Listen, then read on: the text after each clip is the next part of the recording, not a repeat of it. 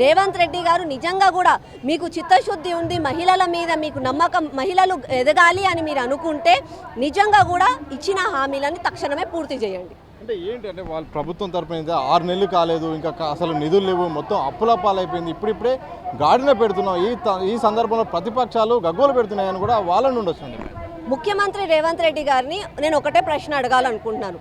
మీకు ముందు అంటే గత ప్రభుత్వంలో కేసీఆర్ గారు చేసిన అప్పుల గురించి తెలుసు, రాష్ట్రంలో ఖజానా లేదు అని అన్న సంగతి ప్రతి ఒక్కరికి కూడా తెలుసు. అప్పులమయం అయిపోయింది తెలంగాణ అని చెప్పే ప్రతి ఒక్క ప్రతిపక్షం ఆ రోజు మనం పోరాడాం. మళ్ళీ ఆ రోజు నీకు అప్పులు ఉన్నాయని తెలుసు, ఖజానాలు ఏమిదని చెప్పు, ఖాళీ కుండలే ఉన్నాయని తెలిసి మళ్ళీ ఇన్ని హామీలు ఎలా నెరవేర్చారు? మేము ఆ రోజు కూడా మేము అదే ప్రశ్నించాము, అప్పుడు కూడా మేము అదే అడిగాము.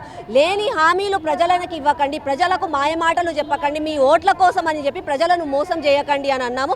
వాళ్ళు అలాగే మోసం చేశారు. ప్రజలు పాపం నమ్మకంతో ఓట్లేశారు. ఇప్పటికీ కూడా ప్రజలు మోసపోతున్నారు. గ్యాస్ సిలిండర్ ఇస్తామని అన్నారు, 500కే గ్యాస్ సిలిండర్ అని అన్నారు. అది ఎక్కడ పోయింది? దానికి ఖజానాకి ఏం సంబంధం అండి? మళ్ళీ దాని తర్వాత రైతు భరోసా 15,000 ఇస్తామని అన్నారు, కౌల రైతులకు ఇస్తానన్నారు. మళ్ళీ అది ఎక్కడ పోయింది? మహిళలకు 2,500 ఇస్తానని అన్నారు. మళ్ళీ 4,000 పెన్షన్ పెంచుతామని అన్నారు. ఇన్ని హామీలు ప్రతి ఒక్క దాంట్లో అబద్ధం. అంటే కేవలం ఈరోజు రేవంత్ రెడ్డి గారే కానీ కాంగ్రెస్ పార్టీ వాళ్ళేనే కానీ కేవలం ఓట్ల కోసమే మాయమాటలు చెప్పి ఇవన్నీ చెప్తున్నారే కానీ వాళ్ళకి ఎలాంటి గైడెన్స్ లేదు. మనం 100 రూపాయలు తీసుకొని పోయి కూరగాయలు కొనుక్కుంటేనే ఈరోజు టమాటా ఎంత ఉంది, అదెంత ఉంది, మనకు ఎన్ని కూరగాయలు వస్తాయని చెప్పి లెక్క మనం ఆలోచిస్తాం.